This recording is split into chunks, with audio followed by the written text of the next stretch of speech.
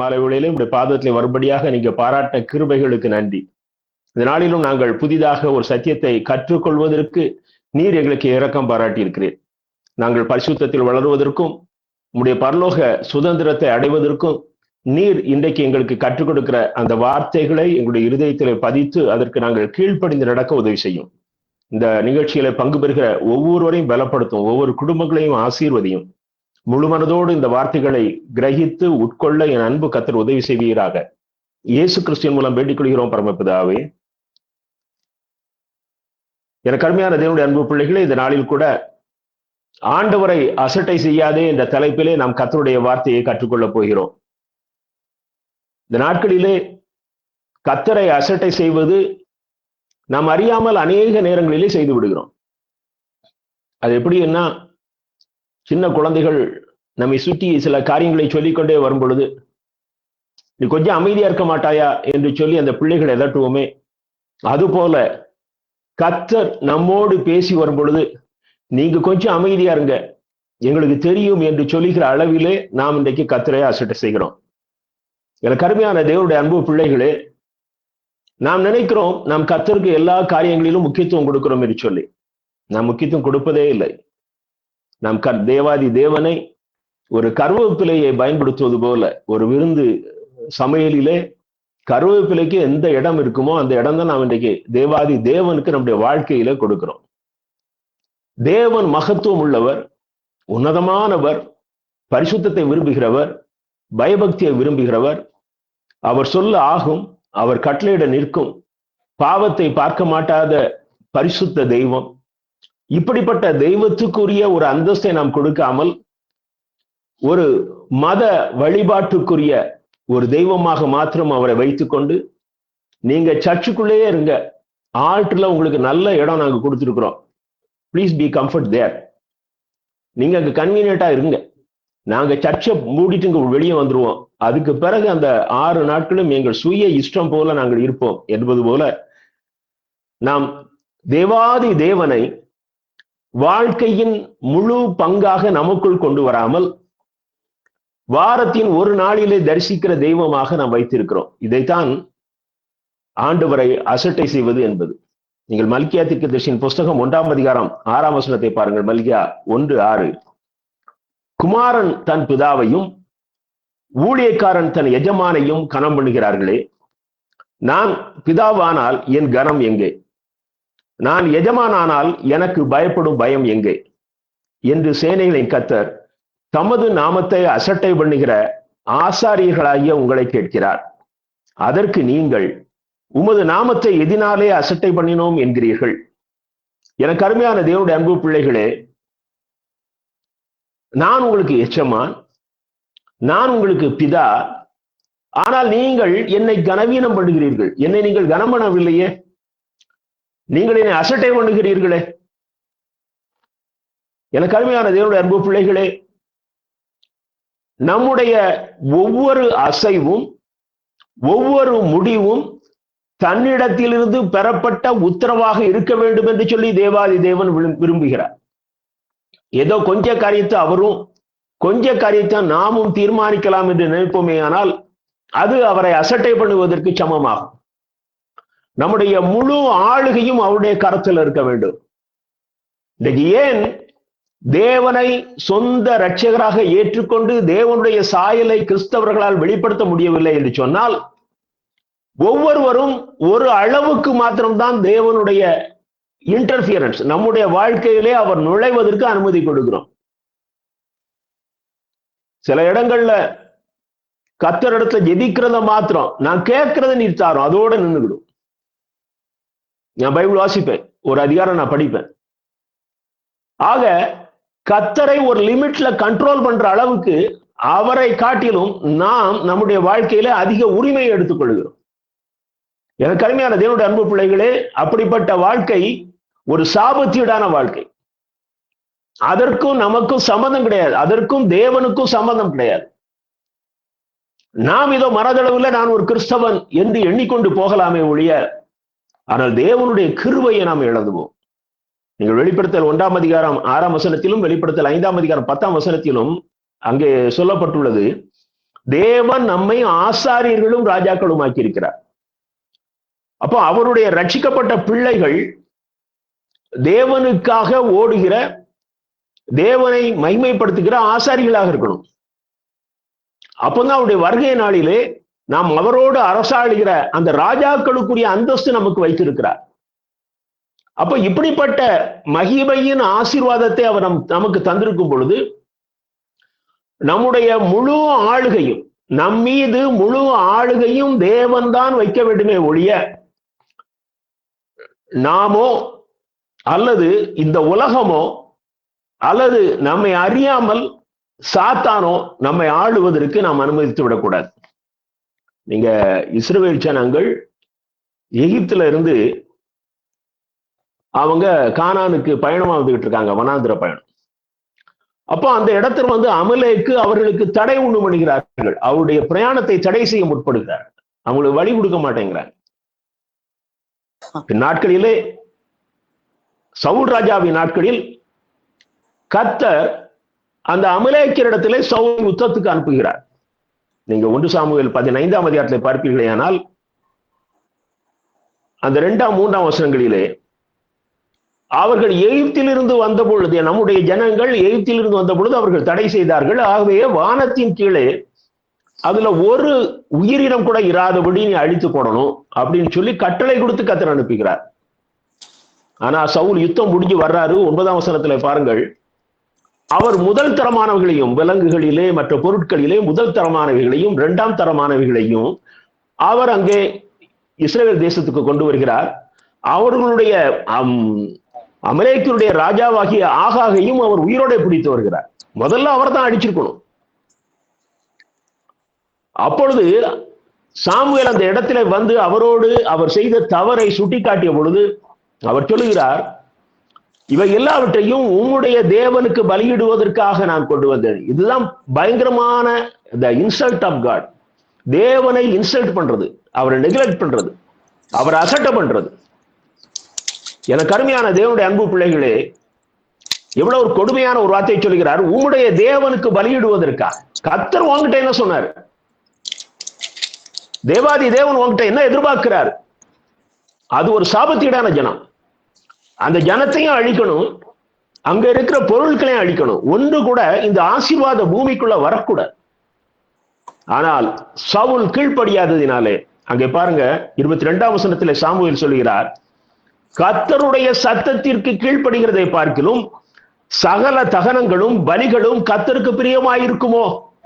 எனக்கு அருமையான தேவனுடைய அன்பு பிள்ளைகளே, நாம் கர்த்தருடைய சத்தத்துக்கு கீழ்ப்படியாமல் நீங்க தோத்திரப்படிகளை போய் காணிக்க வச்சாலும் சரி, பொருள் வச்சாலும் சரி, ஏழை எடுத்தாலும் சரி, நீங்க ஊழியத்திற்கு கொடுத்தாலும் சரி, நீங்க என்ன விதமான மத சடங்காச்சாரங்களை செய்தாலும் கர்த்தருடைய வார்த்தைக்கு கீழ்ப்படியாதவர்கள், கர்த்தருடைய சத்தத்துக்கு கீழ்ப்படியவில்லை என்று சொன்னால் நாம் அவரை அசட்டை செய்கிறோம். எனக்கு அருமையான தேவனுடைய அன்பு பிள்ளைகளே, அப்போஸ்தலர் 4ஆம் அதிகாரம் 19ஆம் வசனத்திலே பாருங்கள், அங்க பேதுருவும் யோவானும் பிரதான ஆசாரிகளாகிய அன்னா காய்பா முன்னால நிறுத்தப்பட்டிருக்காங்க. அவர்களை எச்சரிக்கிறார்கள், நீங்கள் இந்த நாமத்தை குறித்து போதிக்க கூடாது என்று சொல்லி. அப்போ பேதுருவும் யோவானும் சொல்லுகிறார்கள், நாங்கள் தேவனுக்கு செவி கொடுக்கிறதை பார்க்கிலும் உங்களுக்கு செவி கொடுக்கிறது நலமாயிருக்குமோ, நியாயமாயிருக்குமோ? என்ன ஒரு அருமையான வார்த்தை! இதுதான் கர்த்தரை மகிமைப்படுத்துகிறது. இன்றைக்கு மதவாதம் தலை தூக்கி இருக்கிற நாட்களிலே ஆண்டவருடைய பிள்ளைகள் கர்த்தருடைய கடைசி கட்டளையை நிறைவேற்றுவது ஒரு கடினமான காரியமாக இருக்கிறது. ஆனாலும் மிஷனரிகள், இந்த நற்செய்தி உலகத்திலே இருக்கிற கைவிடப்பட்ட ஜனங்கள், தரித்திரர்கள், பாடுகளுக்குள்ளவர்கள், இருளில் வாழ்கிற ஜனங்களுக்கு இந்த செய்தியை கொண்டு சேர்ப்பதிலே மிக கடினமான முயற்சி, தங்களுடைய உயிரை பணயமாக வைத்து அந்த நற்செய்தியை கொண்டு சேர்த்துக் கொண்டிருக்கிறார்கள். ஆனால் சுகபோக கிறிஸ்தவர்களோ எந்த விதத்திலும் தங்களுக்கு இந்த உலகத்திலோ ஆராதனை செய்வதற்கும், ஆர்ப்பரிப்பு செய்வதற்கும், கொண்டாடுவதற்கும் எந்த இடையூறும் வந்துவிடக்கூடாது என்பதற்காக அவர்கள் யாரையும் நோகாமல் ஒரு மதமாக கிறிஸ்தவத்தை இன்றைக்கு கிறிஸ்தவத்திலே வாழ்ந்து கொண்டிருக்கிறார்கள்.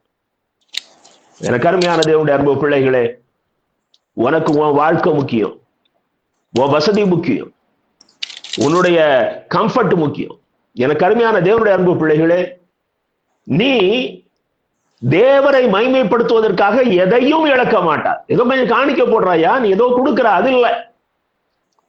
ஒருவேளை உனக்கு ஒரு பாதிப்பு வரலாம், ஆனாலும் நான் தேவனை மைமைப்படுத்த வேண்டுமே. அதைத்தானே கர்த்தர் எனக்கு கடைசி கட்டளையாக கொடுத்து சென்றிருக்கிறார். கருமையான தேவனுடைய அன்பு பிள்ளைகளே, நீங்கள் தேவனுக்கு உங்களுடைய வாழ்க்கையிலே முதலிடம் கொடுக்கணும். ஒருவேளை சூழ்நிலையின் மத்தியிலே நீங்கள் 2வது இடமும் கொடுப்பீர்களே, ஆனால் நீங்கள் தேவனை அசட்டை பண்ணுகிறீர்கள் என்று அர்த்தம். முதலிடம் தான். அது உங்க பிள்ளையாக இருந்தாலும் சரி, உங்களுடைய பெற்றோராக இருந்தாலும் சரி, உங்களுடைய மனைவி, உங்களுடைய உடன்பிறப்புகள் யாராக இருந்தாலும் சரி. அதனால்தான் ஆண்டவராய் இயேசு கிறிஸ்து சொல்கிறார்,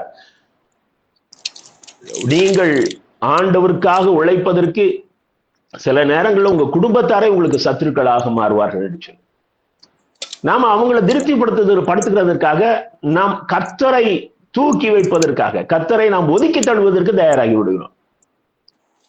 என கருமையானவர்களே, லூக்கா 10ஆம் அதிகாரம் 16ஆம் வசனத்தை பாருங்கள். லூக்கா 10:16. இயேசு சீசரை நோக்கி, உங்களுக்கு செவி கொடுக்கிறவன் எனக்கு செவி கொடுக்கிறான், உங்களை அசட்டை பண்ணுகிறவன் என்னை அசட்டை பண்ணுகிறான், என்னை அசட்டை பண்ணுகிறவன் என்னை அனுப்பினவரை அசட்டை பண்ணுகிறான். இவ்வளவு அழகா சொல்றார் பாருங்க. சீஷர்கள் என்றால் எங்கோ இன்னைக்கு இருக்கிற ஊழியக்காரங்கள்ல, ரொம்ப தப்பா கணக்கு போட்டுறாதீங்க. சீஷர்கள் என்றால் இயேசுவுக்காக தங்களை, இந்த உலகத்தை வெறுத்து தங்களை அர்ப்பணித்தவர்கள். நீங்க அப்படி ஆட்களை இப்ப தேடித்தான் கண்டுபிடிக்கணும். இந்த உலகத்தை வெறுத்து என்று சொல்வதிலேயே இன்றைக்கு இருக்கிற அநேக ஊழியக்காரர்கள் அடிபட்டு போவார்கள். உலகத்தை முற்றிலுமாக தூக்கி வைத்துவிட்டு இயேசு போதும் என்று வாழும்படியாக தங்களை அர்ப்பணித்தவர்கள் தான் சீஷர்கள். அப்படிப்பட்ட ஊழியக்காரர்களை நீங்கள் அசட்டை பண்ணுவீர்களானால், இன்னைக்கு பொழுதுபோக்குக்காக காமெடியாக பேசி, சிரிக்க வச்சு பேசி, உணர்ச்சிகளை தூண்டி பேசி, பாடல்களை பாடி கவர்ச்சியாக செய்கிற ஊழியக்காரர்கள் பின்னாலே லட்சோப லட்சம் மக்கள் போகிறார்கள். ஆனால் சத்தியத்தை சத்தியமாக போதிக்கிற, நாம் எப்படியாவது பரலோகத்தை சுதந்திரித்துக் கொள்ள வேண்டும் என்று சொல்லி சத்தியத்தை கற்றுக் கொடுக்கிற ஊழியக்காரர்களுடைய செய்திகளை கேட்பதற்கு 100 என்ற எண்ணிக்கையிலே தான், 700, 800 இப்படித்தான் அந்த செய்திகள். நான் சமீபத்தில் எமிலனுடைய சில செய்திகளை நான் யூடியூபில் கேட்டேன். அவரை போல பரிசுத்தவான்கள் நீங்கள் பார்த்திருக்க முடியாது. ஒரு மிக மிக பெரிய பரிசுத்தவான். 700 பேர் 800 பேர் அந்த செய்திகள் வெளியிட்டு 3 ஆண்டுகள் 4 ஆண்டுகள் ஆயிருக்கிறது. 100கணக்கானவர்கள் தான் அந்த செய்திகளை கேட்டிருக்கிறார்கள். ஆனால் உப்பு சப்பு இல்லாத செய்திகள், அப்படின்னு நம்மளை நகைச்சுவைக்கு நேராக வழிநடத்துகிறவர்கள் அந்த செய்திகளை லட்சக்கணக்கில் பார்க்கிறார்கள். சாபம், இன்னைக்கு கிறிஸ்தவத்தை பிடிச்சிக்கிற சாபம் அதுதான். அதை கேட்டாலே ஆண்டவரை நம்ம மைமைப்படுத்துறோம்னு சொல்லி ஒரு பெரிய ஏமாற்றத்துக்குள்ளாக நம்மை நாமே தள்ளி கொண்டிருக்கிறோம். இங்க பாருங்கள், இப்படிப்பட்ட தன்னுடைய வாழ்க்கையை கிறிஸ்துவுக்காக இழந்தவர்கள், பேதுரு, யோவான் ஆண்டவர் அழைக்கிறார் ஊழியத்துக்கு, அவர்கள் தங்களுடைய படவை விட்டு தங்களுடைய பெற்றோரிடத்திலே சொல்லாமல் கொள்ளாமல் ஆண்டவரை பின்பற்றி செல்லுகிறார்கள். அப்படிப்பட்டவர்களை அசட்டை பண்ணுகிறவன் கர்த்தரை அசட்டை பண்ணுகிறான், இயேசுவை அசட்டை பண்ணுகிறான். இயேசுவை அசட்டை பண்ணுகிறவன் அவரை அனுப்பிய பிதாவை அசட்டை பண்ணுகிறான், தேவாதி தேவனை அசட்டை பண்ணுகிறான். நீங்கள் சீர்தூக்கி பாருங்கள். எனக்கு அருமையான தேவனுடைய அன்பு பிள்ளைகளே, நான் கர்த்தரை நேசிக்கிறேனா? நான் கர்த்தரிடத்திலே முழுமையான அன்பு வைத்திருக்கிறேனா? சில காரியங்களை நாம் விரைவாக பார்த்து கடந்து செல்வோம். முதலாவதாக மல்கியா தீர்க்கதரிசியின் புஸ்தகம் 1ஆம் அதிகாரம் 6ஆம் வசனத்தின் கடைசி பகுதியையும் 7ஆம் வசனத்தின் முதல் பகுதியையும் வாசிக்கிறேன். மல்கியா 1ஆம் அதிகாரம் 6ஆம் வசனத்தினுடைய கடைசி பகுதியையும் 7ஆம் வசனத்தின் முதல் பகுதியும் வாசிக்கிறேன். உமது நாமத்தை எதினால் அசட்டை பண்ணினோம் என்கிறீர்கள்? என் பீடத்தின் மேல் அசுத்தமான அப்பத்தை படைக்கிறதினாலேயே. ஆனாலும் உம்மை எதினாலே அசுத்தப்படுத்தினோம் என்கிறீர்கள்? கர்த்தருடைய பந்தி எண்ணமற்று போயிற்றென்று நீங்கள் சொல்லுகிறதினாலேயே. என் பீடத்தின் மேல் அசுத்தமான அப்பத்தை படைக்கிறதினாலே நீங்கள் என்னை அசட்டை செய்கிறீர்கள். நாம சொல்லலாம், நான் ஆண்டவருக்கு எல்லாம் நல்லபடியாக நான் காணிக்க படைக்கிறேன், நான் உயர்வானதை கொடுக்கிறேன், நான் அதிகமான பணத்தை கொடுக்கிறேன், அதிகமான நேரத்தை கொடுக்கிறேன் என்று சொல்லலாம். ஆனால் சில காரியங்களை நாம் சீர்தூக்கி பார்க்கணும். எனக்கு அருமையான தேவனுடைய அன்பு பிள்ளைகளே, நீங்கள் இன்னைக்கு மதுரையில ஒரு சபையில சினிமா பாடல்களை சபை போதகர் பாடுகிறார், ஜனங்கள் ஆர்ப்பரிக்கிறார்கள். இன்னைக்கு நம்முடைய ஆராதனைகளிலே எந்த அளவுக்கு தேவனுடைய சித்தத்துக்கு விரோதமாக, தேவன் வெறுக்கும் விதமாக நம்மை திருப்திப்படுத்துகிற காரியங்கள் நுழைந்திருக்கிறது என்று பாருங்கள். கிறிஸ்தவ பாடல்களா என்று அறிய முடியாத அளவுக்கு இன்றைக்கு இசை கிறிஸ்தவத்தை ஆட்கொண்டிருக்கிறது. சர்ச்சில் அது சினிமா பாட்டாயா, அது கிறிஸ்தவ பாட்டான்னு தெரியல. டப்பாங்குத்து பாடல் மாதிரி போட்டுக்கொண்டு அங்கே ஆராதனை என்ற பெயரிலே ஆட்டமும் பாட்டமும் அதை லைட்டிங்ஸ் எல்லாம் போட்டு அந்த தேவாதி தேவருக்கு முன்பதாக பயத்தோடும் நடுக்கத்தோடும் நிற்கிற அந்த காலங்கள் மங்கி வருகிறது. இன்னைக்கு எல்லா திருச்சபைகளிலும் இருக்கிற இளைஞர்களுக்கு அப்படிப்பட்ட ஒரு மோகம் இன்றைக்கு வந்திருக்கிறது. ஒரு பட்டணத்திலே ஒரு பெரிய போதகர் சொன்னார், இந்த பட்டணத்துல இந்த ஆடல் பாடலோடு எங்க ஆராதனை நடக்குதோ அந்த சபையை நோக்கி என் சபையில இருந்து ஜனங்கள் போக ஆரம்பிச்சுட்டாங்க. அவ்வளவு மகிமையாக அந்த ஆலயத்துல ஆராதனை இருக்கும். ஆனா ஜனங்கள் இன்றைக்கு அதை விட்டு தங்களுக்கு விரும்புகிற கலை நிகழ்ச்சி போல இருக்கிற ஆராதனைகளுக்கு முக்கியத்துவம் கொடுத்து போக ஆரம்பித்து விட்டார்கள். மூன்றாவதாக பாருங்கள், ஆராதனை என்ற பெயரிலே இன்னைக்கு டான்ஸ் ஆடுறாங்க. திருச்சபைக்குள்ள அந்த இன்னைக்கு பாரம்பரிய சர்ச்சைகள்ல தான் ஆல்டர் சிஸ்டம், மற்ற திருச்சபைகள் ஒரு ஹால் தான். அந்த மேடைகளிலே ஆட்டம், அந்த ஸ்டெப் போட்டு ஆடும்போது இந்த வாலிபர்கள் அங்க எப்படி இயேசுவை குறித்த சிந்தனை இருக்கும்? எப்படி பரிசுத்த சிந்தனை வரும்? பிசாசானவன் இன்னைக்கு கர்த்தருடைய பலி என்ற பெயரிலே கர்த்தரை அசட்டை பண்ணுகிற காரியங்களை திருச்சபைக்குள் புகுத்து விட்டான். இன்னுமாக பிரசங்க மேடைகளிலே நாடக பாணியிலே பேசுவது, இந்த மைக்கை பிடிச்சுக்கிட்டு இந்த பக்கம் அந்த பக்கம் நடந்துகிட்டே பேசுறது, அது நிச்சயமாக தவிர்க்கப்பட வேண்டிய ஒன்று. ஒருவேளை சில பெரிய ஊழியக்காரர்கள் பேசுகிறதுனாலே அதை சரி என்று ஒத்துக்கொள்ள முடியாது. உங்களுடைய ஒரு மேடையிலே இந்த தேசத்தினுடைய பிரதமர் உட்கார்ந்து இருக்கிறார் என்று வைத்துக் கொள்ளுவோம். அப்போ அந்த மேடையில ஒரு மினிஸ்டர் பேசுறாருன்னா, அல்லது அந்த மாவட்டத்தினுடைய கலெக்டர் பேசுறாருன்னா எவ்வளவு ஒரு பயத்தோட அந்த மைக்கை பிடிச்சு எப்படி ஒழுக்கமான ஆடை அணிந்து வந்து அவர் எப்படி பேசுவார்? அந்த இடத்துல நின்ன மாரிக்கு பேசுவார்ல, அவர் இங்கே நடந்து கொண்டு பேச முடியுமா? தேவாதி தேவன் அவர் சார்பில் அவர் உன் இருதயத்துல வைத்த வார்த்தைகளை நீ பேசும் பொழுது அதை எவ்வளவு பயபக்தியோடு பேசணும். ஆனால் இன்றைக்கு அந்த பக்கமும் இந்த பக்கமும் நடந்து கொண்டு அது ஒரு சினிமாவினுடைய ஒரு காட்சியாகத்தான் அது இருக்கிறது.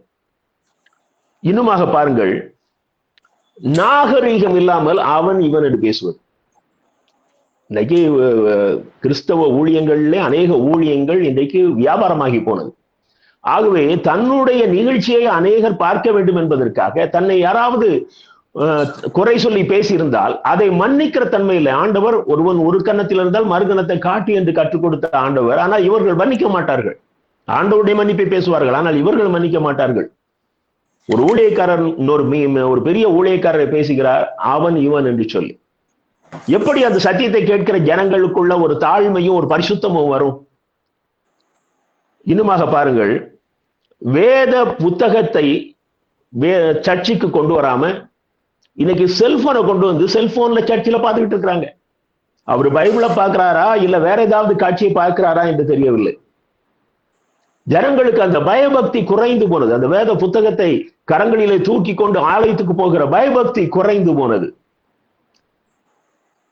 இன்னொன்று, ஆடைகளிலே அது ஆனா பெண்ணா என்று கண்டுபிடிக்க முடியாத அளவுக்கு கவர்ச்சிகரமான ஆடைகள், அதுவும் குறிப்பா நகர பகுதிகளில அவர்கள் எதிர்பாலாரை கவரும் விதமாக ஆலயத்துக்கு என்று ஒழுங்கு. அதனாலதான் இந்த சிபிஎம், இன்றைக்கு டிபிஎம் என்று சொல்கிறார்களே, அவர்கள் வெண்ணாடை மாத்திரம்தான் ஆலயத்துக்கு அணிந்து வர வேண்டும் என்று சொல்லி மிக தெளிவாக சொல்கிறார்கள். நீங்கள் அந்த அளவுக்கு வேண்டியதில்லை. நம்முடைய ஆடைகள் நம்மை தவறுதலான பார்வைக்குள் வழி நடத்திவிடும். நம்ம பார்க்கிறவங்க வேற எண்ணம் வந்துடக்கூடாது. நம்ம பார்க்கிறவங்க இவங்க ஒரு ஒழுக்கமானவர்கள் என்று சொல்லும்படியான ஆடைகளை அணிந்து செல்லணும். அது ஆலயத்துக்கு மாத்திரமல்ல, எல்லா இடத்திலையும் அது பொருந்தும். ஆனால் ஆலயத்தில் அது மிக முக்கியமாக கவனிக்கப்பட வேண்டிய ஒரு காரியம். கடைசியாக பார்த்தால், இன்றைக்கு ஆலய பிரசங்க பீடங்களிலே இயேசு என்ற வார்த்தையை உச்சரிக்கலாமலேயே பிரசங்கம் ஆரம்பிச்சு பிரசங்கம் முடிஞ்சிருது. இறைவன், கடவுள், இப்படியே பேசி பிரசங்கத்தை முடிச்சிட. எப்படி எழுப்புதல் வரும், எப்படி அந்த திருச்சபை கர்த்தருக்குள் பரிசுத்தமாகும்? இதைத்தான் அங்கே மல்கியா தீர்க்கதரிசி சொல்லுகிற அசுத்தமான பலி. இந்த குவாலிட்டி இல்லையா? நீ தேவனுக்கு படைக்கிற ஆராதனையில குவாலிட்டி இல்ல, உன்னுடைய செய்தியில குவாலிட்டி இல்ல, உன்னுடைய பாடல்ல தகுதி இல்ல, குவாலிட்டி இல்ல, உன்னுடைய அந்த ஆலயத்துக்கு வருகிற அந்த ஆடையில குவாலிட்டி இல்ல, எதுலையுமே தகுதி இல்லையே. அப்போ உனக்கு தேவனை குறித்த பயம் இல்லை. அந்த நீங்கள் அந்த இஸ்ரவேல் ஜனங்களுடைய வனாந்திர பயணத்துல நீங்கள் நன்றாக அந்த யாத்திராகமும், லேவியராகமும், எண்ணாகமும், உபாகமும் புத்தகங்களை நீங்கள் மீண்டும் மீண்டும் படித்து பாருங்கள். அதுலதான் நீங்க தேவனுடைய எதிர்பார்ப்புகளையும் அவரை குறித்த பயபக்தியையும் கற்றுக்கொள்ள முடியும். அப்படிப்பட்ட தெய்வத்தை நம்முடைய சுய இஷ்டப்படி நாம் எனக்கு இது பிடிக்குது என்று ஆராதிப்போமானால் அது அயோக்கியத்தனம். அது நீ சாத்தானை மைமைப்படுத்தி மகிமையின் தேவனை அசட்டை பண்ணுகிறாய். எனக்கு அருமையான தேவனுடைய அன்பு பிள்ளைகளை, மல்கியா 1:11 பாருங்கள். அந்த கடைசி வரிகளை பாருங்கள். என் நாமம் ஜாதிகளுக்குள் மகத்துவமாயிருக்கும் என்று சேனைகளின் கர்த்தர் சொல்லுகிறார். என் நாமம் நாடுகளுக்குள், மக்கள் கூட்டங்களுக்குள் மகத்துவமாயிருக்கும். மகத்துவமாயிருக்கும்னா அதை விட பெருசு ஒண்ணுமே கிடையாது. அப்படிப்பட்ட நாமத்துக்குரியவரை நம்முடைய ஆலய ஆராதனைகள் இன்றைக்கு அசட்டை செய்கிறது. வேதத்துக்கு புறம்பான எந்த காரியம் ஆராதனையில் இருந்தாலும் அது தவிர்க்கப்பட வேண்டும். அதற்கு நாம் ஆமன் என்றோ வக்கலாத்து வாங்குவோமே. ஆனால் நாம் தேவனை அசட்டை பண்ணுகிறவர்கள். தேவனை அசட்டை பண்ணுகிற ஒருவனும் பரலோக ராஜ்யத்துக்குள்ள நுழைய முடியாது. தேவனோடு வாழுகிற அந்த கிருபையை பெற்றுக்கொள்ள முடியாது. எபிரேயர் 12:28 பாருங்கள். எபிரேயர் 12:28, அசைவில்லாத ராஜ்யத்தை பெறுகிறவர்களாகிய நாம் பயத்தோடும் பக்தியோடும் தேவனுக்கு பிரியமாய் ஆராதனை செய்யும்படி கிருபையை பற்றிக் கொள்ள கடவோம். அசைவில்லாத ராஜ்யத்தை பெற்றுக் கொள்கிற நாம் எப்படி ஆராதிக்கணும்? நமக்கு சர்ச்சுக்குள்ள போனா பயம் வருதா? சர்ச்சுக்குள்ள போனா நமக்கு பக்தி வருதா? எனக்கு அருமையான தேவனுடைய அன்பு பிள்ளைகளே, அந்த இடத்துக்குள்ள சில ஏழை ஜனங்கள் வந்து நிற்பாங்க, அப்படியே ஆண்டவரை நோக்கி பார்த்து கொண்டு. ஆனால் இன்றைக்கு எனக்கு அருமையான தேவனுடைய அன்பு பிள்ளைகளே, சுகபோகமாக ஆலயத்துக்கு சென்று வருவது சண்டே நமக்கு ஒரு என்டர்டைன்மெண்ட். அந்த அளவுக்கு இன்றைக்கு நாம் சுருங்கி விட்டோம்.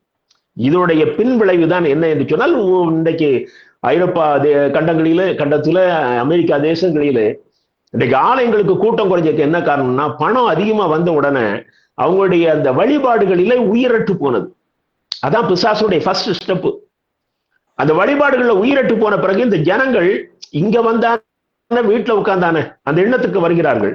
அப்படியாக ஜனங்கள் கடவுளை பின்பற்றுகிறவர்கள் கடவுள் இல்லை என்று சொல்லக்கூடிய அளவுக்கு மாறி அவர்கள் திருச்சபைக்கு போகிறதை நிறுத்தி விட்டார்கள். இன்றைக்கு ஆலயங்கள் அநேகம் மூடப்பட்டு போனது.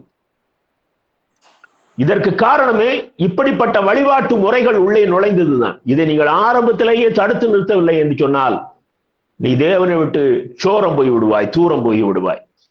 சங்கீதம் 4:3, பக்தியுள்ளவனை கர்த்தர் தமக்காக தெரிந்து கொண்டார் என்று அறியுங்கள். கர்த்தருக்கு தேவை தம்மை கண்டு நடுங்குகிறவர். தேவாதி தேவனை கண்டு நடுங்குகிறவர் தான் அவருக்கு தேவை. அவர்தான் அவர்களை பின்பற்ற முடியும், அவரை கனப்படுத்த முடியும். இரண்டாவதாக நீங்கள் பாருங்கள், ஏசாயா 5:24. ஏசாயா 5:24, சேனைகளின் கர்த்தருடைய வேதத்தை வெறுத்து இஸ்ரவேலில் உள்ள பரிசுத்தருடைய வசனத்தை அசட்டை பண்ணினார்களே. 25 முன்பகுதியை வாசிக்கிறேன். ஆகையால் கர்த்தருடைய கோபம் தமது ஜனங்களுக்கு முன்பாக மூண்டது, விரோதமாய் மூண்டது. தேவனுடைய வசனத்தை வெறுக்கிற இஸ்ரவேலர். எனக்கு அருமையான தேவனுடைய அன்பு பிள்ளைகளே, கர்த்தருடைய வார்த்தையை வெறுப்பது, கர்த்தருடைய வார்த்தையை அசட்டை செய்வது, கர்த்தரை அசட்டை செய்வது. காலையில எழும்பி எப்படி பைபிள் படிக்கிறீங்க? எவ்வளவு நேரம் அந்த வார்த்தையில உட்கார்ந்து இருக்கிறீங்க? அந்த வார்த்தை கர்த்தர் தந்தது என்று ஆசையா படிக்கிறீர்களா? இல்ல நான் கிறிஸ்தவை ஒரு அதிகாரம் வாசிக்கணும் அப்படிங்கிற ஒரு களமுறைக்காக வாசிக்கிறீர்களா? எனக்கு அருமையான தேவனுடைய அன்பு பிள்ளைகளே, கர்த்தருடைய வேதத்தை வெறுக்கிறவர்கள் இன்றைக்கு அதிகமாகி விட்டார்கள். நீங்க இந்த ஏசாயா 5 அதற்கு முந்தின பகுதிகளிலே 24 வசனத்துக்கு முந்தின சில வசனங்களை படிப்பீர்களே ஆனால் அவர்களிடத்திலே பாவம் குவிகின்றது. அவங்க நியாயப்பிரமாணத்தை மீறுகிறார்கள். அதனால்தான் அவங்களுக்கு நியாயப்பிரமாணம் வெறுப்பா இருக்கு. அங்கே பாவம் குவிந்தபடினாலே, அது ஏன் பாவம் குவிந்தது என்று சொன்னால் அவர்கள் நியாயப்பிரமாணத்தை வெறுத்து அதற்கு கீழ்ப்படிய மறுத்தார்கள். நீங்கள் 5ஆம் அதிகாரம் 8ஆம் வசனத்தை பார்ப்பீர்களே ஆனால் அவர்கள் சுயநலமாக சொத்துக்களை குவித்தார்கள். மற்றவர்கள் வாங்க முடியாதபடி தாங்கள் மாத்திரம் செழிப்பாக வாழ வேண்டும் என்ற எண்ணத்தோடு சுயநலமாக சொத்துக்களை வாங்கி குவிக்கிறார்கள். 11ஆம் வசனத்திலே பாருங்கள், அவர்கள் மதுபானத்துக்கு அடிமைகளாக மாறி போனார்கள். 20ஆம் வசனத்திலே அவர்கள் தீமையை நன்மை என்று சொல்கிறார்கள், நன்மையை தீமை என்று சொல்கிறார்கள், இருளை வெளிச்சம் என்று சொல்கிறார்கள், வெளிச்சத்தை இருள் என்று சொல்கிறார்கள், கசப்பை தித்திப்பு என்று சொல்கிறார்கள், தித்திப்பை கசப்பு என்று சொல்கிறார்கள். அதாவது தங்களுக்கு சாதகமாக அவர்கள் கருத்துக்களை பரப்பிக் கொண்டே இருப்பார்கள். நான் ஒண்ணு சொன்னா அது சரியா? இன்றைக்கும் அப்படி அப்படிப்பட்ட மக்கள் சபைகளிலே கூட்டங்களிலே இருக்கிறார்கள். அவர் எது சொன்னாலும் சரி, மற்றவருடைய வார்த்தைகளை ஒரு வார்த்தையை கூட காது கொடுத்து கேட்க மாட்டார்கள். இதற்கு காரணம் என்ன என்று சொன்னால் 23ஆம் வசனத்தை பாருங்க, அவர்கள் பரிதானத்துக்காக குற்றவாளியை நீதிமானாக தீர்க்கிறார்கள். ஒரு குற்றவாளியை விடுதலை செய்வதற்காக அவர்களிடத்தில் லஞ்சம் வாங்கி கொண்டு அவர்களை நீதிமான் என்று தீர்க்கிறார்கள். ஏன்? அங்கே வேதம் அற்று போயிற்று. அவர்கள் வேதத்தை வெறுக்கிறார்கள். அன்றைக்கு இருந்த வேதம் நியாயப்பிரமாண புத்தகம். எனக்கு அருமையான தேவனுடைய அன்பு பிள்ளைகளே, இன்றைக்கு கர்த்தருடைய வார்த்தை நமக்கு அருவருப்பாக மாறி போனதா? ஒரு வெறுப்பாக மாறி போனதா? காலண்டர் வசனம் படிக்கிறோம், வாக்கு தத்தங்களை பார்த்தா உற்சாகம். ஏதாவது ஒரு வசனம் இன்னைக்கு நல்ல நீ ஆசீர்வாதமாய் இருப்பாய், உன் காரியம் வாய்க்கும், இப்படி ஏதாவது வார்த்தைகளை பார்த்தா அதை போல மூடத்தனம் ஒண்ணுமே கிடையாது. எனக்கு அருமையான தேவனுடைய அன்பு பிள்ளைகளை, சங்கீதம் 107 10 11ஆம் வசனங்களை பாருங்கள். சங்கீதம் 107 10 11ஆம் வசனங்கள், தேவனுடைய வார்த்தைகளுக்கு விரோதமாய் கலகம் பண்ணி உன்னதமானவருடைய ஆலோசனையை அசட்டை பண்ணினார். 11ஆம் வசனம், அந்தகாரத்திலும் மரண இருளிலும் வைக்கப்பட்டிருந்து ஒடுக்கத்திலும் இடும்பிலும் கட்டுண்டு கிடந்தார்கள். இரும்பிலும் கட்டுண்டு கிடந்தார்கள். ஏன்?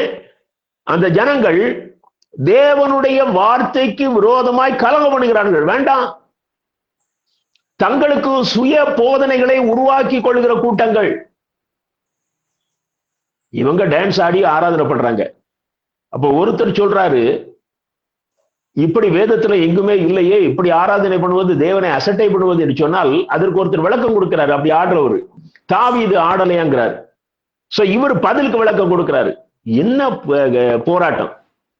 ரெண்டு பேருமே வேதத்தை சரியாக புரிந்து கொள்ளவில்லை, ரெண்டு பேருமே தேவனுக்காக போராடினது போல் தெரியவில்லை. யாராவது ஒருத்தர் அமைதியாகிடணும். இது தேவனுடைய பரிசுத்தத்துக்கு அடுத்த காரியம். ஆடுகிறவனும் வேதத்தை அறிந்துதான் ஆடுறான். அவன் மனம் திரும்பட்டும், அவனுடைய மனம் திரும்புவதற்காக ஜெபியுங்கள். ஆனால் அவர்களோடு நீங்கள் ஆர்கியூ செய்வீர்களே ஆனால் அந்த இடத்துல பிசாசு நுழைந்து விடுகிறான். எனக்கு அருமையான தேவனுடைய அன்பு பிள்ளைகளே, இன்றைக்கு வேதம் ஜனங்களுக்கு கசப்பாய் போன நாட்கள். வேதத்தின் வார்த்தைகள் தேவனுக்கு கசப்பாய் போன நாட்கள். சில சபைகள்ல நான் பிரசங்கம் கேட்டிருக்கிறேன், அவர்கள் மேற்பூச்சாய் பூசுகிறார். அந்த மேலுள்ள கதையை மாத்திரம் சொல்றாங்க, அது எதற்காக எழுதப்பட்டுள்ளது என்கிற அந்த கடினமான உபதேசத்தை தொடாமல் சென்று விடுகிறார்கள். ஏனென்றால் அதை தொட்டால் அது அவர்களும் கை கொள்வதில்லை. அவர்களே கை கொள்ளாத ஒன்றை எப்படி ஜனங்களுக்கு போதிக்க முடியும்? இன்னைக்கு அதுதானே இன்றைக்கு பெரிய சாபக்கேடு. இன்றைக்கு போதகர்கள் அந்த வார்த்தைகளுக்கு கீழ்ப்படிவதில்லை. ஒரு வேடிக்கையாக ஒரு கதையை சொல்வார்கள். ஒரு போதகர் முன்னால் நின்று அன்றைக்கு ஆராதனையிலே வல்லமையாக பிரசங்கித்துக் கொண்டிருக்கிறார். திருடுவது பாவம் என்று சொல்லி அவர் கண்டித்து பேசிக் கொண்டிருக்கிறார். ஆராதனை முடிஞ்சு வீட்டுக்கு வந்தாரு. அந்த அம்மா அன்னைக்கு பருப்பு குழம்பு வச்சு சாப்பாடு கொடுக்குறாங்க. போதகர் கேட்கிறார், நான் பக்கத்து வீட்டுல இருந்து பிடிச்சு கொடுத்த கோழி குழம்பு எங்க அப்படின்னு கேட்கிறாரு. அதமா சொல்லுது, உங்க பிரசங்கத்தை கேட்டு நான் அதை அவுத்து விட்டுட்டேன் அப்படின்னாங்களா, அதை திறந்து விட்டுட்டேன் அப்படின்னாங்களா. எனக்கு கருமையான தேவனுடைய அன்பு பிள்ளைகளே, இன்றைக்கு பரிசுத்தமாக வாழாததினாலே தான் பரிசுத்தத்தை கொடுத்து போதிப்பது இன்றைக்கு அநேக போதகர்களுக்கு கடினமாய் இருக்கிறது. ஆகவே வேதத்தை மேல் பூச்சாக வெளியே இருக்கிற காரியங்களை ஒரு கதையை சொல்லி விட்டு விடுகிறார்கள். 1 மணி நேரத்துக்கு மேல கதை சொல்லி இவர்களுக்கும் பிரயோஜனம் இல்லை, அந்த ஆராதனையில பங்கு பெற்ற ஜனங்களுக்கும் எந்த பிரயோஜனமும் கிடையாது. எல்லோரும் இயேசுவை தேவாதி தேவனை அசட்டை பண்ணியவர்களாக இருக்கிறோம். நீதிமொழிகள் 1ஆம் அதிகாரம் 30ஆம் வசனத்தை பாருங்கள். நீதிமொழிகள் 1:30. என் ஆலோசனையை அவர்கள் விரும்பவில்லை, என் கடிந்து கொள்ளுதலை எல்லாம் அசட்டை பண்ணினார்கள்.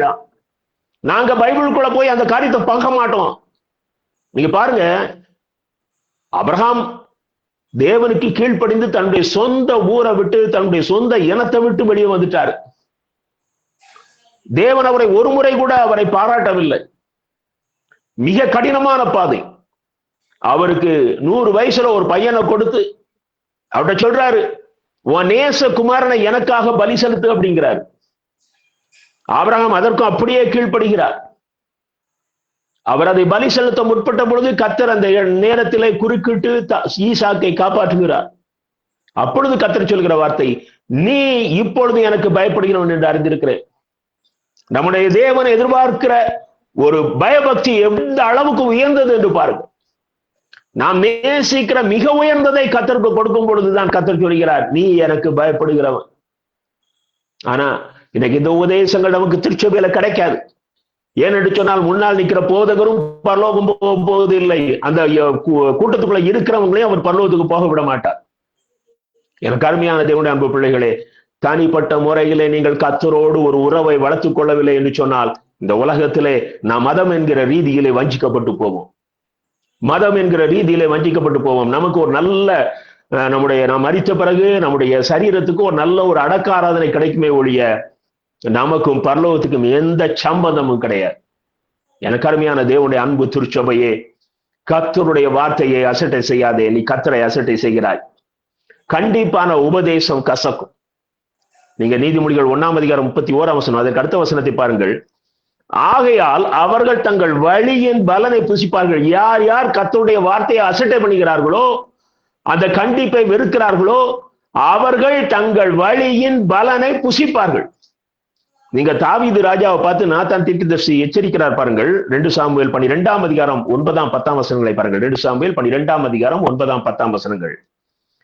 கர்த்தருடைய பார்வைக்கு பொல்லாப்பான இந்த காரியத்தை செய்து அவருடைய வார்த்தையை நீ அசட்டை பண்ணினது என்ன? கர்த்தருடைய பார்வைக்கு பொல்லாப்பான இந்த காரியத்தை செய்து அவருடைய வார்த்தையை நீ அசட்டை பண்ணினது என்ன? கர்த்தர் அநேக காரியங்களை தாவீதுக்கு கற்றுக் கொடுத்திருக்கிறார். இன்னுமாக நியாயப்பிரமாணத்தில் சொல்லப்பட்டுள்ளது, பிறனுடைய மனைவியை இச்சையாதிருப்பாயா. ஆனால் இங்கே தாவீது என்ன செய்கிறார்? அவனிடத்தில் இருந்த ஒரு போர் வீரன் உரியா, நீங்க 2 சாமுவேல் அதுக்கு அடுத்த வசனத்தை பாருங்க.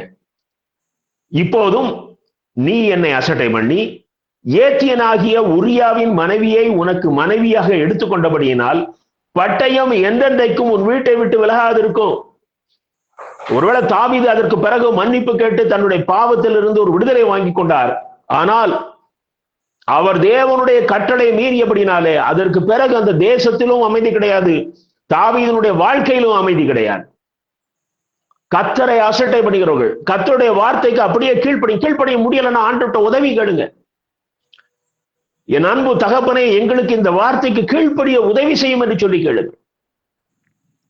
கடினமான காரியங்கள் வேதத்துல இருப்பது போல தோணலாம், ஆனால் கர்த்தர் அதனாலதான் பரிசுத்த ஆவியானவரை கொடுத்திருக்கிறார். இந்த புதிய உடன்படிக்கை நாட்களிலே நமக்கு பரிசுத்த ஆவியானவர் கிருபையாக கொடுக்கப்பட்டிருக்கிறார். அவருடைய வார்த்தைகளுக்கு கீழ்ப்படிவதற்கு கர்த்தர் அப்படிப்பட்ட மிகப்பெரிய கிருபையை நமக்கு கொடுத்திருக்கிறார்.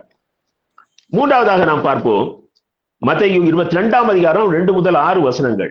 மத்தேயு 22ஆம் அதிகாரம் 2 முதல் 6 வசனங்களிலே, பரலோக ராஜ்யம் தன் குமாரனுக்கு கல்யாணம் செய்த ஒரு ராஜாவுக்கு ஒப்பாயிருக்கிறது. அழைக்கப்பட்டவர்களை கல்யாணத்திற்கு வர சொல்லும்படி அவன் தன் ஊழியக்காரனை அனுப்பினான். அவர்களோ வர மனதில்லாதிருந்தார்கள். அப்பொழுது அவன் வேறு ஊழியக்காரனை அனுப்பினான். 5ஆம் வசனத்தை பாருங்க. அழைக்கப்பட்டவர்களோ அதை அசட்டை பண்ணி ஒருவன் தன் வயலுக்கும் ஒருவன் தன் வியாபாரத்துக்கும் போய்விட்டார்கள். கர்த்தருடைய அழைப்பை அசட்டை பண்ணுகிறவர்கள் கர்த்தரை அசட்டை பண்ணுகிறார்கள். கர்த்தர் நாம் எல்லோருக்கும் ஒரு அழைப்பு கொடுத்திருக்கிறார். எல்லோரும் மனதிருங்கள், தேவனுடைய ராஜ்யம் சமீபமாக இருக்கிறது. நம்ம மத்திய வானிலே ஆட்டுக்குட்டியானுடைய கல்யாண விருந்திலே பங்கு பெற போகிறவர்கள். அதைத்தான் இங்க அழகா அவர் அந்த பரலோக ராஜ்யத்தினுடைய அந்த மகிமையை இங்க ஒரு எடுத்துக்காட்டோடு இயேசு கிறிஸ்து கற்றுக் கொடுக்கிறார். அழைக்கப்பட்டவர்கள் சாக்கு போக்கு சொல்லி கர்த்தரை அசட்டை பண்ணுகிறார்கள். நீங்க கல்யாண மேரேஜ் இன்விடேஷன் கொடுத்திருப்பாங்க. ஒருவேளை நீங்க அந்த திருமணத்துக்கு போக முடியவில்லை என்று சொன்னால் உங்களை இன்வைட் பண்ணினவர்கள் மீண்டுமாக எப்பொழுதாவது சந்திக்கும் பொழுது, என்னங்க நாங்க எவ்வளவு மரியாதையை உங்களை கூப்பிட்டோம், நீங்க எப்படி எங்களை இன்சல்ட் பண்ணிட்டீங்களேம்பாங்க.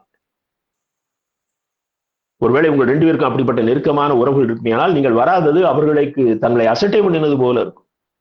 இன்றைக்கு நமக்கும் தேவனுக்கும் மணவாளன் மணவாட்டிக்குரிய உறவு. கர்த்தர் கொடுத்திருக்க அழைப்பை இந்த உலக பிரகாரமான வேலைகளை சொல்லு. எவ்வளவு சாதாரணமா உலக காரியங்களுக்காக நாம் தேவனை அசட்டை செய்கிறோம். உலக காரியங்களுக்காக நாம் ஜெபத்தை விட்டு விடுகிறோம். உலக காரியங்களுக்காக நாம் தேவனோடு செலவிடுகிற நேரங்களை தூக்கி எறிந்து விடுகிறோம். நமக்கு உலகம் முக்கியம், தேவன் செகண்டரி. நீங்கள் வெளிப்படுத்தல் 2 பேதுரு 1ஆம் அதிகாரம் 10ஆம் 11ஆம் வசனத்தை பாருங்கள். 2 பேதுரு 1ஆம் அதிகாரம் 10ஆம் 11ஆம் வசனங்கள். ஆகையால் சகோதரரே, உங்கள் அழைப்பையும் தெரிந்து கொள்ளுதலையும் உறுதியாக்கும்படி ஜாக்கிரதையாயிருங்கள். இவைகளை செய்தால் நீங்கள் ஒரு காலும் இடறி விழுவதில்லை. இவ்விதமாய் நம்முடைய கர்த்தரும் இரட்சகருமாகிய இயேசு கிறிஸ்துவினுடைய நித்திய ராஜ்யத்துக்கு உட்படும் பிரவேசம் உங்களுக்கு பரிபூர்ணமாய் அளிக்கப்படும். கர்த்தர் நம்மை தெரிந்து கொண்டிருக்கிறார். கர்த்தர் நமக்கு அழைப்பு கொடுக்கிறார். இதற்கு நாம் பரிபூர்ணமாக கீழ்ப்படியும் பொழுது கர்த்தர் நமக்கு ஆயத்தம் பண்ணி வைத்திருக்கிற அந்த நித்திய ராஜ்யத்தினுடைய ஆளுகை, அதிலே பங்கு பெறுகிற கிருபை நமக்கு பூரணமாக கிடைக்கும். எனக்கு அருமையான தேவனுடைய அன்பு பிள்ளைகளே, நாம் அநேக நேரங்களிலே இந்த அழைப்பையும் தெரிந்து கொள்ளுதலையும் உதறி தள்ளி விடுகிறோம். முதல்ல நாம இன்னைக்கு இருக்கிற அந்த கிறிஸ்தவத்துல இருந்து கொஞ்சம் வளரணுங்க. நீங்க இந்த கூட்டத்துல கலந்து கொள்ளுற நீங்கள் ஆசீர்வதிக்கப்பட்டவர்கள். இன்னைக்கு எல்லோருக்குமே ஒரு பொழுதுபோக்கு மதமாகத்தான் கிறிஸ்தவத்தை வைத்திருக்கிறார்கள். அவங்க ஒரு ஜெப கூட்டத்துக்கு போவாங்க, அவங்க சில காரியங்களை மத ரீதியாக செய்வார். ஆனால் தேவனோடு ஒரு இன்னர் ஹார்ட்ல இருந்து வர்றார் லவ். நான் ஆண்டவரோடு ஒரு நாளைக்கு எவ்வளவு நேரம் செலவு செய்கிறேன், அவர் என்னை தெரிந்தெடுத்திருக்கிறாரே, அந்த உணர்வு இருக்குதா? கர்த்தர் உன்னை அவருடைய ராஜ்யத்தில் அவரோடு வாழ்வதற்கு தெரிந்தெடுத்திருக்கிறார். ஒரு வேலை கிடைச்சது உலகத்துல, உனக்கு ஒரு வேலை கிடைச்சிட்டுன்னா, ஒரு வாலிப பையனுக்கு அவன் படித்த படிப்புக்கு ஒரு நல்ல வேலை கிடைச்சிட்டா எவ்வளவு சந்தோஷம். என்ன சூஸ் பண்ணிட்டாங்க இந்த வேலைக்கு. ஆனால் தேவன் உன்னை அவரோடு வாழ்வதற்கு தெரிந்தெடுத்திருக்கிறாரா? அது உனக்கு அந்த உணர்வு இருக்குதா? தெரிந்தெடுத்த உன்னை அவர் அழைக்கிறார். அவர் இருதயத்துல பேசுறாரு, நான் உன்னை தெரிந்தெடுத்திருக்கேன், நீ என்னோடு வாழ போகிறவன், அதுக்கு தகுதி உள்ள பாதையில இப்பொழுதே நடக்க ஆரம்பி. எனக்கு அருமையான தேவனுடைய அன்பு பிள்ளைகளே, கர்த்தருடைய அழைப்பை அசட்டை பண்ணாதீர்கள். 1 கொரிந்தியர் 11ஆம் அதிகாரம் 2ஆம் வசனத்தை பாருங்க. 1 கொரிந்தியர் 11:2. கொரிந்துவிலே இல்ல 1 கொரிந்தியர் 1:2, 1ஆம் அதிகாரம் 2ஆம் வசனம். கொரிந்துவிலே கிறிஸ்து இயேசுவுக்குள் பரிசுத்தமாக்கப்பட்டவர்களாயும் பரிசுத்தவான்களாகும்படி அழைக்கப்பட்டவர்களாயும் இருக்கிற தேவனுடைய சபைக்கும் எங்களுக்கும் தங்களுக்கும் ஆண்டவராயிருக்கிற நம்முடைய கர்த்தராகிய இயேசு கிறிஸ்துவின் நாமத்தை எங்கும் தொழுது கொள்கிற அனைவருக்கும் எழுதுகிறதாவது. அதாவது கர்த்தர் திருச்சபையை குறித்து சொல்லுகிற வார்த்தை, அவர்கள் பரிசுத்தமாக்கப்பட்டவர்கள், பரிசுத்தவான்களாகும்படி அழைக்கப்பட்டவர்கள். நம்ம கர்த்தர் அழைக்கிறாரு. நம்ம திருச்சபை என்றால் என்ன அர்த்தம்? இதுல பரிசுத்தத்துக்குள் நுழைந்தவர்கள் இருக்கிறார்கள், இன்னும் நுழையாதவர்களை அதற்குள் நீங்களும் வாருங்கள் என்று கர்த்தர் அழைக்கிறார். நீங்களும் அந்த குறுகிய பாதைக்குள் வரும்படியாக கர்த்தர் அழைக்கிறார். நாம நினைக்கிறோம் அதை அசட்டை பண்றோம். எனக்கு இது கன்வீனியன்டா இருக்கு. திருச்சபைக்குள்ள திருடுறோமே, திருச்சபைக்குள்ள கள்ளக்கணக்கு எழுதுறோமே, திருச்சபைக்குள்ள பொய் சொல்றோமே, திருச்சபைக்குள்ள நம்முடைய கண்ணின் பார்வையினால வேசித்தனம் செய்கிறோமே. தேவனை அசட்டை செய்வதுதானே. அது வேற என்ன காரியம்? தேவனை குறித்த பயம் இல்லை. சர்வ வல்லமை உள்ள தேவனை குறித்த பயம் இல்லை. ஒரு நாள் வரும், ஒரு இருள் உன்னை சூழ்ந்து கொள்ளும், காரிருள் உன்னை சூழ்ந்து கொள்ளும். அன்னைக்கு ஒரு ஊழியக்காரர் ஒரு அருமையான செய்தியை கொடுத்தார். அதுல கடைசியில சொன்னார், அந்த கடைசி நேரம், உன்னுடைய ஜீவன் எடுத்துக்கொள்ளப்படுகிற நேரத்துல உனக்கு ஒரு உணர்வு இருக்குமே, ஆனால் நீ ரட்சிக்கப்படாதவனாக இருந்தால் அந்த காரிருள் உன்னை பயமுறுத்தும். நீ ஆண்டுடைய பிள்ளையாக அவருக்கு முக்கியத்துவம் கொடுத்து வாழ்ந்திருப்பாயானால் ஒரு வெளிச்சம் உனக்கு முன்னால் பிரகாசிக்கும். உன் மரணம் உனக்கு இன்பமாக இருக்கும். நீ எதை தெரிந்து கொள்ள போகிறாய்? எனக்கு அருமையான தேவனுடைய அன்பு பிள்ளைகளே, 60 வயசோ 70 வயசோ ஒரு நாள் முடிஞ்சு போகும். எதுவும் நிரந்தரம் கிடையாது. உன்னுடைய முடிவு நேரம் நெருங்கி கொண்டிருக்கிறது. நீ தேவனுக்கு முக்கியத்துவம் கொடு. நீ அவரை அசட்டை பண்ணாது. இது கிருபையின் காலம். 4வதாக பாருங்கள், ரோமர் 2ஆம் அதிகாரம் 4 முதல் 6 முடிய. ரோமர் 2ஆம் அதிகாரம் 4ஆம் வசனம் முதல் 6ஆம் வசனம் முடிய. தேவ தயவு நீ குணப்படும்படி உன்னை ஏவுகிறது என்று அறியாமல் அவருடைய தயவு, பொறுமை, நீடிய சாந்தம் இவைகளின் ஐஸ்வர்யத்தை அசட்டை பண்ணுகிறாயோ. 4ஆம் வசனம் மட்டும் வாசிக்கிறேன், 5, 6 நீங்க படிச்சு பாருங்க. நாம் ரட்சிக்கப்பட வேண்டும் என்பதற்காக தேவனுடைய தயவு நமக்கு ஒரு அழைப்பு கொடுக்குது, ஏவுகிறது. அப்படிப்பட்ட அந்த பொறுமையோடு தேவன் நான் ரட்சிக்கப்படும்படியாக காத்திருக்கிறாரே, அவருடைய தயவு, அவருடைய பொறுமை, அவருடைய நீடிய சாந்தத்தை நீ அசட்டை பண்ணுகிறாயே. கர்த்தருடைய கிருபையை அசட்டை பண்ணுவது தேவனை அசட்டை பண்ணுவது. எனக்கு அருமையான தேவனுடைய அன்பு பிள்ளைகளே, அவர் நமக்கு பாராட்டுகிற கிருபையை அசட்டை பண்ணுவது, அவரை அசட்டை பண்ணுவது. இன்னைக்கு சிலர்கிட்ட நீங்க பேசி பாருங்க, கிறிஸ்தவங்களை தான் நான் சொல்றேன். எங்கெங்க நான் சின்ன பிள்ளைகளா இருந்த காலத்துல இருந்தே இயேசு வரா போகிறார், இயேசு வருகிறான்னு பாட்டு பண்ணாங்க. இதெல்லாம் என்னங்க? அந்த அளவுக்கு ஜனங்களுக்கு கர்த்தருடைய அந்த சத்தியம் சீப்பா போச்சு. பயம் இல்லை, பயம் இல்லை. எனக்கு அருமையான தேவனுடைய அன்பு பிள்ளைகளே, அதிலே நீங்கள் 6வது வசனத்தை பாருங்கள். இல்ல 5வது வசனம். உன் மனக்கடினத்திற்கும் குணப்படாத இருதயத்திற்கும் ஏற்றபடி தேவனுடைய நீதி உள்ள நியாய தீர்ப்பு வெளிப்படும். கோபாக்கினை நாளிலே உனக்காக கோபாக்கினையை சேர்த்துக் கொள்கிறாயே. எவ்வளவு பயங்கரமான ஒரு எச்சரிப்பு! எனக்கு அருமையான தேவனுடைய அன்பு பிள்ளைகளே, அவருடைய கிருபையை, அவருடைய தயவை, அவருடைய பொறுமையை, அவருடைய நீடிய சாந்தத்தை நீ அசட்டை பண்ணுகிறாயே. உன் மனக்கடினத்தினாலே நீ உனக்கு கோபாக்கினையை குவித்துக் கொள்கிறாயே. இதெல்லாம் பைபிளை நீங்க படிக்கிறது இல்லையா? எனக்கு அருமையான தேவனுடைய அன்பு பிள்ளைகளே, பயத்தோடும் நடுக்கத்தோடும் கர்த்தரை செய்வீங்க. அவருடைய வார்த்தையை பயத்தோட கேளுங்க. ஒவ்வொரு நாளும் கர்த்தர் கிருபையா கொடுக்கிறார். ஒருவேளை இன்றைக்கு ஆண்டவருடைய வருகை இருக்குமே, நம்ம எத்தனை பேர் பரலோகத்தை சுதந்திரித்துக் கொள்ளுவோம்? இன்னும் கூட நாம் தகுதி இல்லாமல் இருக்கிறோமே. நம்மை தகுதிப்படுத்திக் கொள்ளும்படியாக, நம்மை சுத்திகரித்துக் கொள்ளும்படியாக கர்த்தர் தம்முடைய வருகையை அவர் ஒத்தி போட்டுக் கொண்டு இருக்கிறார். நீங்க 2 பேதுரு 3ஆம் அதிகாரம் 9ஆம் வசனத்தை பாருங்கள். 2 பேதுரு 3:9. தாமதிக்கிறார் என்று சிலர் எண்ணுகிறபடி கர்த்தர் தமது வாக்குத்தத்தத்தை குறித்து தாமதமாகிறாமல் ஒருவரும் கெட்டு போகாமல் எல்லாரும் மனம் திரும்ப வேண்டும் என்று விரும்பி நம்மேல் நீடிய பொறுமை உள்ளவராய் இருக்கிறார். இதை புரிஞ்சுக்கிடுங்க. நான் ரட்சிக்கப்படணும் என்பதற்காக கர்த்தருடைய வருகை தாமதமாகிறது என்பதை புரிந்து கொள்ளுங்கள். இதெல்லாம் நடக்காது, மோட்சம் கிடையாது, கர்த்தருடைய வருகை கிடையாது என்று சொல்லி உன்னுடைய இந்த குறுகிய வாழ்க்கைக்குள்ளே எல்லா வேதாகமத்தின் காரியமும் நடந்திருக்க வேண்டுமே என்று எண்ணாது. நாம இந்த உலகத்துல வாழ்கிற நாட்கள் மிக மிக மிக குறுகிய நாட்கள். இதுல உன்னுடைய வாழ்க்கையிலே வேதத்தின்படி நான் வாழ்ந்திருக்கிறேனா? நான் என் தேவனுக்கு பயந்த பரிசுத்தவானாக வாழ்ந்திருக்கிறேனா? என் தேவனை வணங்குகிற பக்தி உள்ளவனாக வாழ்ந்திருக்கிறேனா என்பதை சீர்தூக்கி பாருங்கள். நீங்கள் மத்தேயு 24ஆம் அதிகாரம், லூக்கா 21ஆம் அதிகாரம், லூக்கா 17ஆம் அதிகாரத்திலே இயேசு கிறிஸ்து அவருடைய 2ஆம் வருகை குறித்து அநேக அடையாளங்களை சொல்லிக் கொண்டு வருகிறார். இந்த அடையாளங்களிலே அநேக அடையாளங்கள் இன்னைக்கு நிறைவேறிவிட்டது. நீங்க எடுத்து பார்த்தாதான் தெரியும். அதை வாசித்து பாருங்கள், இன்னைக்கு நடக்கிற காரியங்களையும் ஒப்பிட்டு பாருங்க. அப்போ கர்த்தருடைய வருகை வெகு சீக்கிரமாக இருக்கிறது. ஆனாலும் இன்னமும் அந்த வருகை ஏன் வரவில்லை என்று சொன்னால், அவருடைய தெரிந்து கொள்ளப்பட்ட பாத்திரமாகிய நீ ரட்சிக்கப்படுவதற்காக, நீ இன்னும் அந்த பூரண பரிசுத்தத்துக்குள் வருவதற்காக கர்த்தர் தம்முடைய வருகையை தாமதப்படுத்துகிறார். அந்த கிருபையை அலட்சியம் பண்ணாதீர்கள். கடைசியாக பாருங்கள், தன்னுடைய ஐஸ்வர்யத்தினாலே தேவனை அசட்டை பண்ணுகிறார்கள். நான் வசதியா இருக்கேன் ஐயா, எனக்கு எதுக்கு கடவுள்? இன்னைக்கு இது ஒரு பெரிய தவறுதலான உபதேசம்.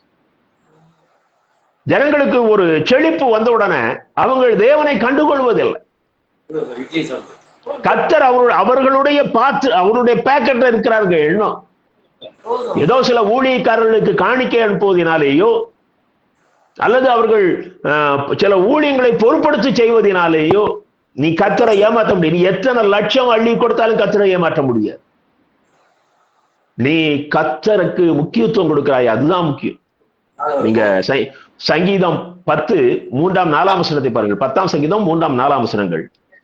துன்மார்க்கர் தன் உள்ளம் இச்சித்ததை பெற்றதினால் பெருமை பாராட்டி பொருளை அபகரித்து தன்னைத்தான் போற்றி கர்த்தரை அசட்டை பண்ணுகிறான். துன்மார்க்கன் தான் உள்ளம் இச்சித்தது, நான் இந்த வருஷம் இவ்வளவு காசு சம்பாதிக்கணும்னு நினைச்சேன், நான் சம்பாதிக்கிட்டேன், என்னுடைய முயற்சி, என்னுடைய ஞானம், என்னுடைய ஹார்ட் ஒர்க்கிங். யார் இப்படி சொல்றா? துன்மார்க்கன். அவன் கர்த்தரை இதெல்லாம் கர்த்தருடைய கிருபையில எனக்கு கிடைக்குதுன்னு சொல்லல. எனக்கு அருமையான தேவனுடைய அன்பு பிள்ளைகளே, நீங்க யாக்கோபு அவருடைய நிருபத்துல சொல்றாரு, நாளைக்கு நான் இந்த காரியத்தை செய்வேன்னு கூட நீ சொல்லக்கூடாது. கர்த்தருக்கு சித்தமானால் நான் உயிரோடு இருந்தால், அந்த அளவுக்கு நம்முடைய வார்த்தையில கர்த்தருக்கு பயப்படுகிற பயத்தை வெளிப்படுத்தும் விதமாக நம்முடைய வார்த்தை இருக்கணும் அப்படின்னு சொல்ற. அப்படி இருக்கும் பொழுது உனக்கு என்ன பணம், உனக்கு என்ன வருமானம் வந்தாலும் இது கர்த்தர் எனக்கு கிருபையாக கொடுத்தது. எனக்கு அருமையான தேவனுடைய அன்பு பிள்ளைகளே, ஒரு நாடு என்னுடைய முயற்சி என்று சொல்லிவிடாதீர்கள். இப்படிதான் பணக்காரன் சொன்னான், ஒரு ஐஸ்வர்யவான் சொன்னான், எனக்கு இவ்வளவு வளைஞ்சிருக்குது, நான் களஞ்சியங்களை கட்டி சேர்த்து வைப்பேன், என் ஆத்மாவை நீ புசித்து குடித்து பூரிப்பாயிரு. என்ன முட்டாத்தனம் பாருங்க, ஆத்மாவா குடிக்குது. கர்த்தர் சொன்னார், மதியுடனே இன்று இரவிலே உன் ஜீவன் எடுத்துக்கொள்ளப்படுமானார். எனக்கு அருமையான தேவனுடைய அன்பு பிள்ளைகளே, உன்னுடைய ஐஸ்வர்யம் என்னுடைய திறமை என்று ஒரு நாள் சொல்லாது. ஒருவேளை இருக்கலாம், சிலர் அரசாங்கத்துக்கு கள்ளக்கணக்கு கொடுத்து கள்ளத்தனமா பொருட்களை, கலப்பட பொருட்களை வித்து கள்ளக்கணக்கு எழுதி கண்ணாபுண்ணான்னு சம்பாதிச்சிருக்கலாம். அது கர்த்தர் கொடுத்ததல்ல, அது உனக்கு பிசாசு கொடுத்தது. உண்மையாக உழைக்கிற பணம், நீ உண்மையாக ஒருவேளை உன்னுடைய முயற்சி தான், ஆனா உனக்கு முயற்சி செய்யக்கூடிய பலத்தை யார் கொடுத்தார்? அதை சம்பாதிக்கிறதுக்கான பலத்தை யார் கொடுத்தார்? அதை சம்பாதிக்கிற வரைக்கும் உனக்கு ஒரு ஜீவனை கொடுத்திருக்கிறாரே. எனக்கு அருமையான தேவனுடைய அன்பு பிள்ளைகளே, நம்முடைய கரங்களிலே வருகிற எல்லா ஆசீர்வாதமும் கர்த்தர் கொடுத்தது. ஒன்றும் நம்முடைய திறமையினால் வந்ததல்ல. ஒரு நாளும் நான் இவ்வளவு பணத்தை சம்பாதிச்சுட்டேன் என்னுடைய திறமை என்று சொல்வீர்களே, ஆனால் நீங்கள் கர்த்தரை அசட்டை செய்கிறீர்கள். லூக்கா 16ஆம் அதிகாரம் 19ஆம் வசனத்தை பாருங்க. இங்க ஐஸ்வர்யவான் லாசருக்கு அடுத்த காரியத்துல அந்த ஐஸ்வர்யவான் சொல்லுகிறார், ஐஸ்வர்யம் உள்ள ஒரு மனுஷன் இருந்தான், அவன் ரத்தாம்பரமும் விலையேறப்பட்ட வஸ்திரமும் தரித்து அனுதினமும் சம்பரமாய் வாழ்ந்து கொண்டிருந்தான். இது அவன் நரகத்துக்கு போனது காரணம் இந்த வசனம் தான். அங்க இயேசு சொல்லுகிறார், அவன் நல்ல ரிச் டயட், நல்ல காஸ்ட்லி ட்ரெஸ், நல்ல கம்ஃபர்ட் லைஃப், அவன் இது போதும் என்று வாழ்ந்து கொண்டிருந்தான். அவனுக்கும் தேவனுக்கும் எந்த சம்பந்தமும் கிடையாது. என் உழைப்பு, என்னுடைய முயற்சி, என்னுடைய இன்வெஸ்ட்மெண்ட், நான் கம்ஃபர்ட்டா இருக்கிறேன். ஐயா, ஹோட்டலுக்கு போறதுக்கு 5000 செலவு பண்றான். ஒரு நேரம் ஹோட்டலுக்கு போய் திங்கிறதுக்கு 5000 ரூபாய் செலவு பண்றான். ஒரு மிஷினரி ஊழித்து காணிக்கிட்டா 50 ரூபாய் கொடுக்க யோசிக்கான். அயோக்கியத்தனம். உனக்கு இந்த வருஷம் வந்த முழு வருமானமும் கர்த்தர் கொடுத்தது. நான் அலுவலகத்துல வேலை பார்த்து கொண்டிருந்த பொழுது ஒரு சகோதரர், எங்களோடு வேலை பார்த்த ஒருவர் லீவ்ல போயிருந்தாரு. அவர் லீவு முடிந்த அலுவலகத்துக்கு வேலைக்கு வரல. பிறகு அவருடைய மனைவிக்கு தொடர்பு கொண்டார்கள். இத்தனை நாள் ஆச்சு, என்ன ஆயிற்று என்று சொல்லி. இதற்கிடையில அவருடைய பக்கத்து வீட்டுக்காரர்கள் அந்த வீட்டுக்கு முன்னால நிறைய பேப்பர் கிடக்கிறதையும் வீட்டுக்குள்ள லைட் எரியதையும் பார்த்திருக்கிறாங்க. ஆகவே அவர்கள் அவருடைய மனைவிக்கு தொடர்பு கொண்டு கேட்டால் அவர் அங்கு வரவில்லை என்று, அவர்கள் வேறு ஊருக்கு போயிருக்கிறாங்க. வீட்டை உடைத்து பார்த்தால் அவர் இறந்து 3 நாட்களான, அப்படியே குத்த வைத்த நிலையில மேசிவ் ஹார்ட் அட்டாக். இரவிலே படுக்கைக்கு சென்று காலையில எழும்பி அலுவலகத்துக்கு வருவது ஒரு மனிதனுடைய கரத்துல இல்லை. நீ சம்பாத்தியான அங்க எத்தனை இடத்துல மிஷினரிகள் 5000 ரூபாய் 3000 ரூபாய் சம்பளத்துல வேலை பார்க்கிறான். நீ அந்த ஊழியத்தை தாங்குன்னு சொல்லி கதறி கதறி சொல்லுகிறது ஒரு காதுல விழலையே. ஏதோ ஊழியக்காரன் காசு கொடுக்குறா, எதுக்கு கொடுக்குற? எனக்காக ஜெபம் பண்ணுவான், எனக்கு இன்னும் பணம் அதிகமாக வரும். சாபம் தான் வரும், பணம் வராது. எனக்கு அருமையான தேவனுடைய அன்பு பிள்ளைகளே, இப்ப உன் கையில இருக்கிறது பெரிய ஆசீர்வாதம், மிக உயர்ந்த ஆசீர்வாதம். இன்றைக்கு இருக்கிற ஏழை ஜனங்களையும் ஏழை மிஷினரிகளையும் ஒப்பிடும் பொழுது உன் கரத்திலே இருப்பது ஒரு பெரிய, நீ ஒரு நல்ல பணக்காரன். நீ ஆண்டவர் உனக்கு கொடுத்தது, அது நீ உன் கையில இருக்கிற ஆசீர்வாதம் ஆண்டவர் கொடுத்தது. நீ மற்ற பணக்காரனை பார்க்காத, அது நரகத்துக்கு போகும்படியாக அவர்களுடைய கண்கள் குருடாக்கப்பட்டிருக்கிறது, அவருடைய செவிகள் மந்தமாக்கப்பட்டிருக்கிறது, அவருடைய இருதயங்கள் கடினப்பட்டு போயிற்று. ஆனா ஆண்டவர் உன்னோட பேசுகிறாரே, நீ ஆலயத்துக்குள்ள வந்து உட்காரும்போது கர்த்தர் உன்னோட பேசுகிறாரே. உன் இருதயத்தை முற்றிலுமாக ஆண்டவருக்கு கீழ்ப்படிந்து ஒப்பு கொடு. அவருடைய வார்த்தையை அசட்டை பண்ணாது. உன்னுடைய ஐஸ்வர்யம் உன் கண்களை மறைத்து தேவனை அசட்டை பண்ணும் விதமாக வெளிப்பட்டு விடக்கூடாது. இன்னுமாக நீங்கள் உபாகமம் 32 அதிகாரம் 5ஆம் வசனத்தை பாருங்கள். உபாகமம் 32:15. யெசூரன் கொழுத்து போய் உதைத்தான், கொழுத்து ஸ்தூலித்து நினம் துணின போது தன்னை உண்டாக்கின தேவனை விட்டு தன் ரட்சிப்பின் கண்மலையே அசட்டை பண்ணினான். யெசூரன்னா அது இஸ்ரவேலர்களுக்கு கொடுக்கப்பட்ட மற்றொரு பெயர். எப்போ அவர்கள் செழிப்பானார்களோ அப்பொழுது அவர்கள் விக்கிரக வணக்கத்துக்குள் சென்று விட்டார்கள். அவர்களுக்குள்ளே இருந்த ஜனங்களுடைய விக்கிரக வணக்கத்தை அவங்க அப்படி உற்சாகமா ஈடுபட ஆரம்பிச்சிட்டாங்க. அவங்களுக்கு எப்பவுமே தெய்வம் கண் முன்னால வந்து நிக்கணும். ஆகவே செழிப்பு வந்தோன்னு என்ன நினைக்கிறாங்க, நாம சரியான பாதையில போறோம். இதுதான் இன்னைக்கு நம்முடைய பணக்காரர்கள் எடுக்கிற தவறுதலான முடிவு.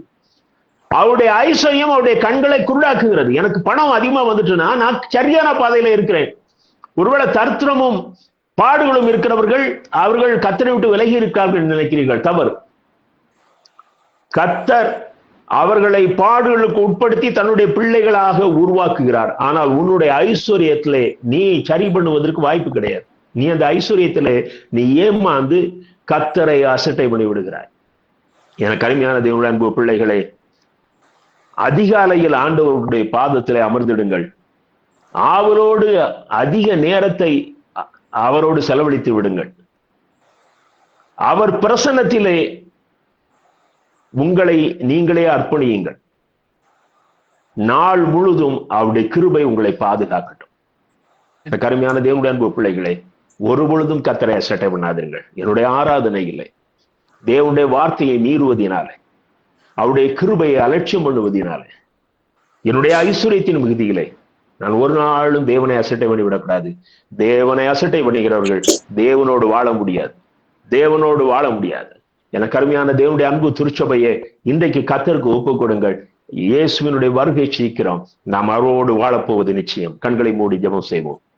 அன்பின் ஆண்டவரே, இந்த அருமையான நாளின் மாலை வேளைக்காக நன்றி சுவாமி. நீர் எங்களோடு பேசிய வார்த்தைகளுக்காக நன்றி ராஜா. நாங்கள் உண்மை அசட்டை பண்ணாதபடி பாதுகாத்துக் கொள்ளும். எங்களை உருவாக்கியவர், எங்களை பெயர் சொல்லி அழைத்தவர், தாயின் கற்பத்தில் எங்களை தெரிந்தெடுத்த தேவன். நாங்கள் உங்களுடைய அழைப்பை அசட்டை பண்ணி விடாதபடி பாதுகாத்துக் கொள்ளும்.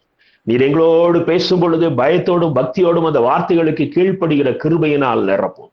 இந்த வார்த்தையை கேட்ட ஒவ்வொரு குடும்பத்தையும் என் அன்பு கர்த்தர் உங்களுடைய பரலோக ராஜ்யத்துக்கு தகுதிப்படுத்தும். ஒருத்தர் கூட பரலோகத்தை இழந்து போகக்கூடாது.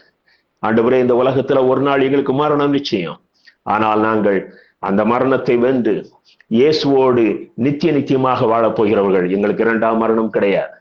இந்த கிருபையை நாங்கள் பற்றி கொள்ள உதவி செய்யும். உடைய கிருபை, உடைய ஆசீர்வாதம், உடைய பிரசன்னம் எங்களோடு இருக்கட்டும். ஆண்டவரே, இந்த நிகழ்ச்சியை வாரந்தோறும் ஆயத்தப்படுத்தி செய்கிற அருமையான TLC ஈரோடு குடும்பத்தினரை ஆசீர்வதியும். அந்த திருச்சபையின் பிள்ளைகள் எல்லாரையும் ஆசீர்வதியும். வருகிற நாட்களிலே அந்த திருச்சபையின் பிள்ளைகள் எல்லாரும் அவளோடு இதுல பங்கு பெற உதவி செய்யும். அருமையான ரெவரண்ட் கேப்ரியல் ஐயா, அவருடைய துணைவியார், அவருடைய குடும்பத்தை கர்த்தர் ஆசீர்வதித்து பாதுகாத்து வழி நடத்தும். இயேசு கிறிஸ்துவின் மூலம் வேண்டிக் கொள்கிறோம் பரமபிதாவே, ஆமென்.